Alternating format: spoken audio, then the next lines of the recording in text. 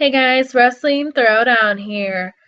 I'm Haley, and this is going to be a short one tonight, guys, because I have work in a little bit. They just called me in the last minute, so that's why I'm obviously doing this now because I'm not going to have time when I get home tonight.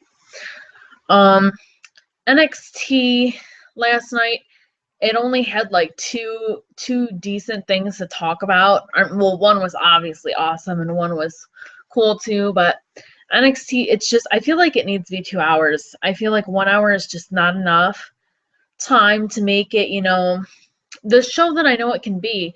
And Adrian Neville, I know he hasn't been on for the last few weeks. He just hasn't been, I don't know if they're just like doing something with him or what, but he hasn't been on.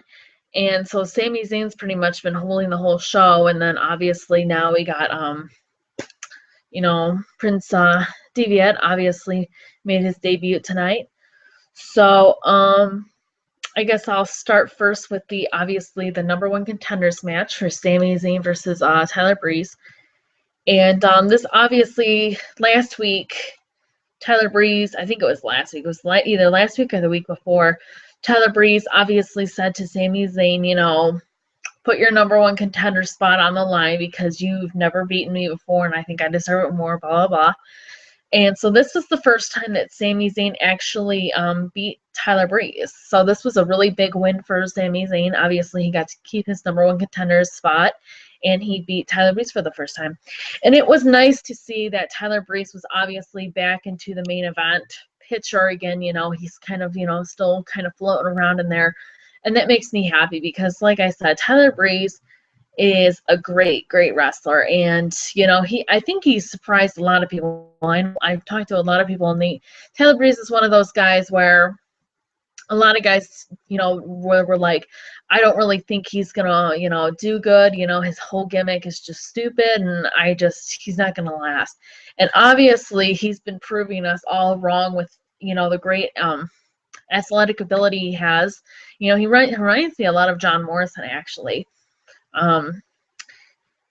Yeah, he's definitely proved us wrong, and he's definitely a main eventer, obviously on NXT right now for who they have on NXT. I definitely think he is a main eventer, even though obviously they got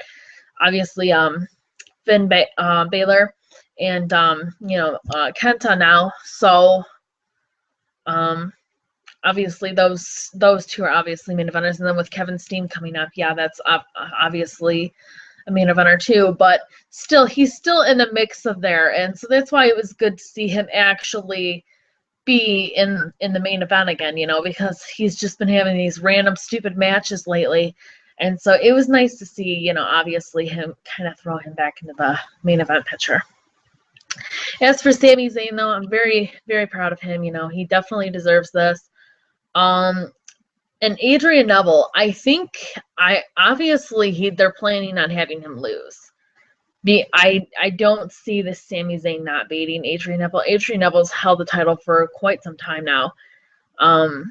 And he's obviously, with him not being here, I feel like that's almost like a little bit of a hint that they're kind of like preparing a heel turn. Obviously, and they've been teasing it for a few weeks, but they're obviously planning something where he turns heel, because obviously, like I said, there has been a pattern with NXT champions turning heel and then losing the belts, and obviously then going to the main roster. And so I feel like the heel turn is the only thing that is going to save him anyways right now, because I mean, it's his character, it's his mic skills, it's just everything that is just, it's not enough for him to be. Obviously, he's not going to make it onto, the main roster of WWE if they didn't do something with him. And I think that this can be his kind of savior point. So I hope they are really hoping on planning him to turn heel, and that's probably why he has not been there for the past few weeks. But we will see. I don't know what's going on with that whole thing. Hopefully, though. And I think they're supposed to face at the next pay-per-view, too, which that is I think it's in like 2 more weeks. I'm not sure. Alrighty. Tyson Kidd versus Dash Wilder.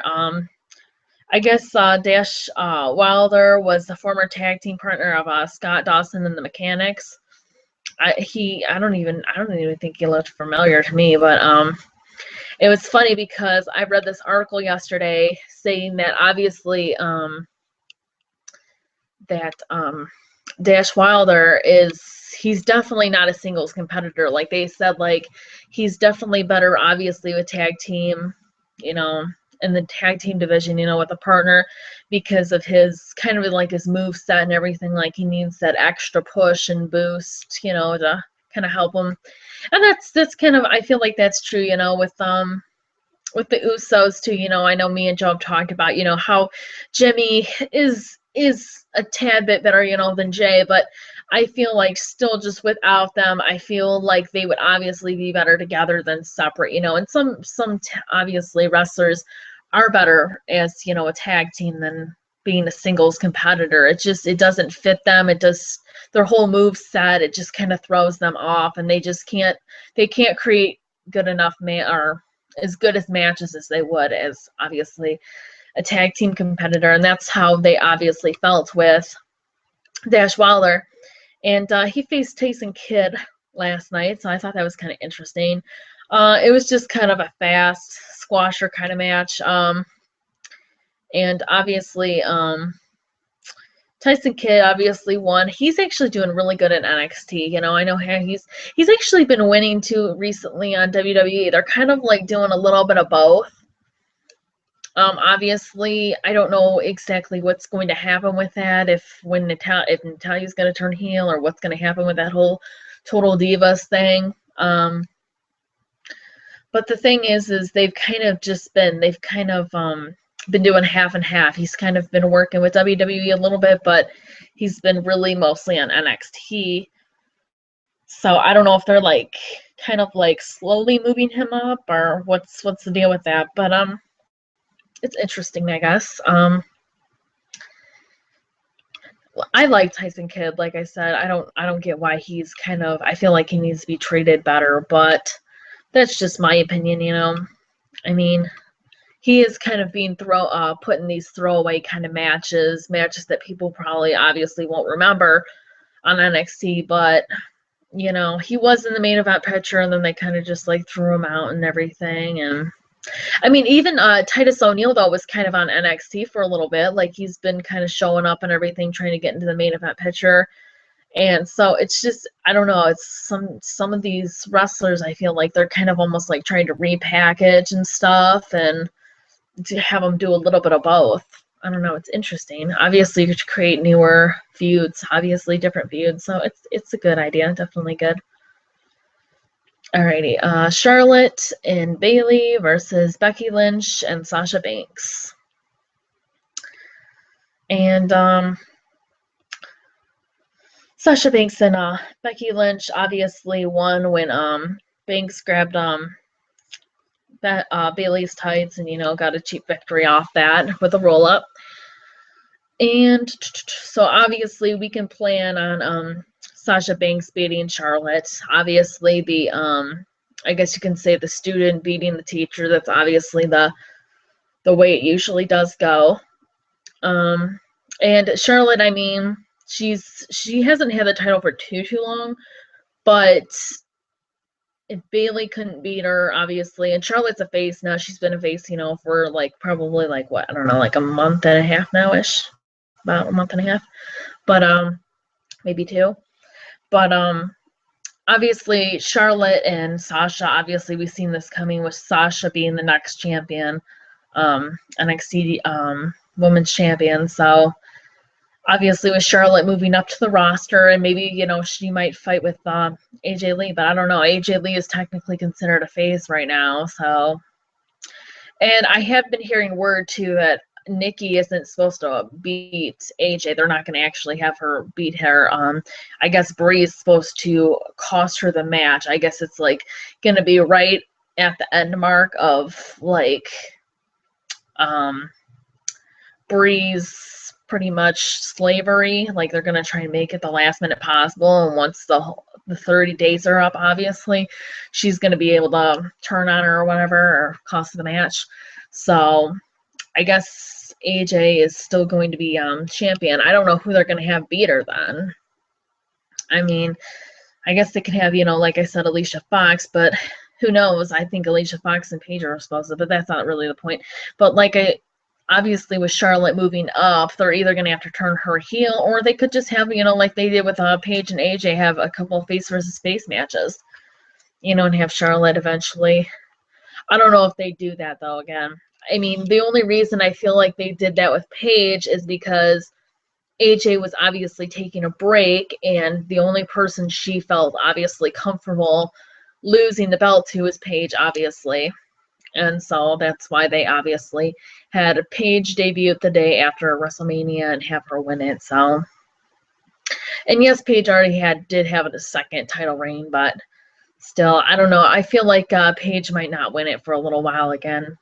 I feel like AJ either is going to have another long title reign or whatever, but I've kind of got off topic here. But as for Charlotte, though, I do see her obviously debuting soon, and with Charlotte winning the title, obviously. As for Bayley, I'm not sure what's going to happen with her. I think she needs to go to the main roster too. She's been there for quite a while, but yeah, we will see. All right, the Ascension obviously have been feuding with Kenta for a while now, and Kenta said that obviously he has a partner to help him out, and obviously this is obviously why I pretty much did NXT alone. I thought this was obviously the thing of the night. Prince Deviant, obviously, I should say former Finn Balor, made his debut last night, and we obviously knew about this from the tapings. I think a few months ago. I think it was 2 or 3 months ago. So I mean, heck, Kevin Steen's probably about ready to debut now too. So this was pretty much the whole thing of the night. It was amazing. Everyone, it was funny because the audience, you could see how they reacted. They were kind of when they seen, Finn Balor, they were silent. They didn't know who it was. And then as soon as he came out, obviously they started cheering because they recognized him as Prince Deviant. So I think the Ascension is supposed to be debuting too soon. I guess they got their clothing items and stuff like that. They ordered, WWE ordered a whole bunch of stuff for them to put on WWE Shop and everything like that. And I think obviously Kenta is ready to move on to a new feud. So hopefully with this they can move on, obviously, and make these two. Obviously these two are going to be a tag team for a little bit. They're probably going to win the tag team titles. And yeah, it's definitely going to be interesting. But I was really excited for this. Obviously, I know him. He's one of the few indies / Japan / whatever you want to call them wrestlers that I know about. I mean, I don't know everybody. Usually, I just know Ring of Honor and maybe a few CCW guys. But this is obviously one that I have known because I think it was about 8-ish months ago. Someone obviously was telling me, oh, you got to check out this guy, and check out the Bullet Club and everything like that. And they kept talking about the Bullet Club. And obviously they sent me links to his videos, and I started checking them out. And that's how I obviously knew him, or else I wouldn't have, got to know him. But yeah, he was in the former Bullet Club with what's his name? Shoot. CM Punk's old buddy. What's his name? I can't even think of the name right now. The guy who played Fetus on WWE. What was his name? I know you guys know who I'm talking about. Anyways, but yeah, he's in there now, and I forgot who else now is in there, but obviously he was in the Bullet Club, obviously, and that's how I found out about him. I know other people have found out about him in other ways, different ways, but I feel like a lot of people that I've actually talked to have found out about him through the Bullet Club. But he's definitely one of the greats.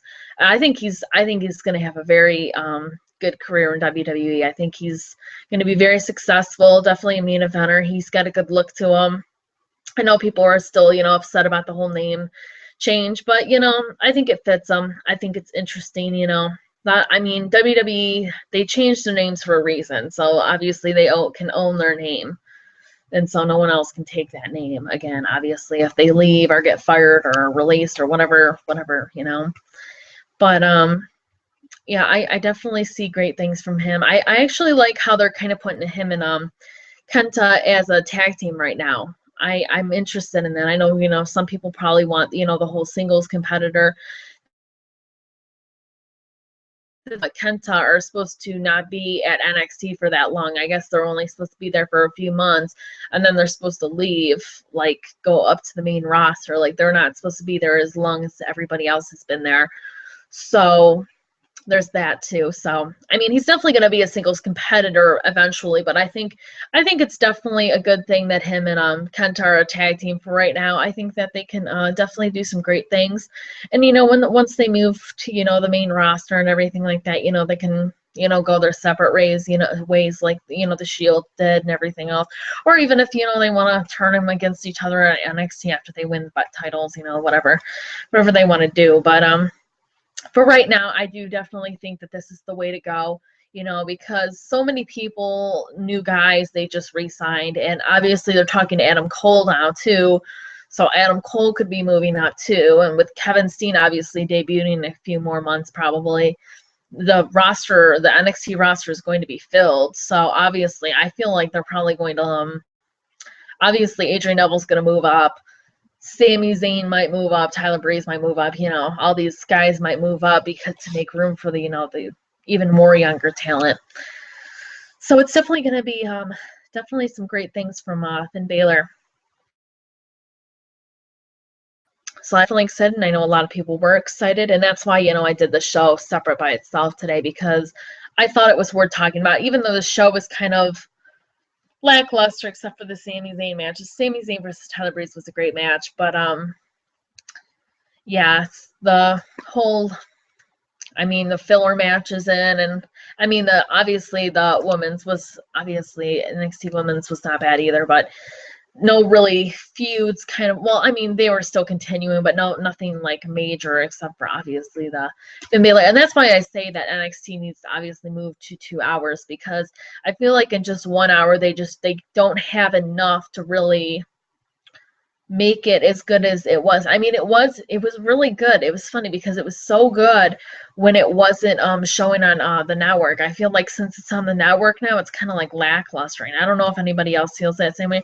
I still think NXT is great. Don't get me wrong. There's always something good, like at least every week or every other week. But it's so short of a show, and that's why I a lot of times don't want to make it its own show, because there's not really much to talk about. Like this is probably only going to be like a 15-20 minute video because of this. So, and that's, it lacklusters, but that's pretty much that. Thumbs up this video if you like it. Don't forget to subscribe. Don't forget to follow us on Twitter, and don't forget to join our Facebook group. I will put all the links in the description, and I will also see you tomorrow for SmackDown. I'm actually really excited to talk about SmackDown. SmackDown, a couple of good stuff has happened, interesting stuff that I can't wait to talk about. So I will definitely see you tomorrow for SmackDown, and hope you guys have a good one. Thank you so much for watching, and I will see you in the next one. Bye.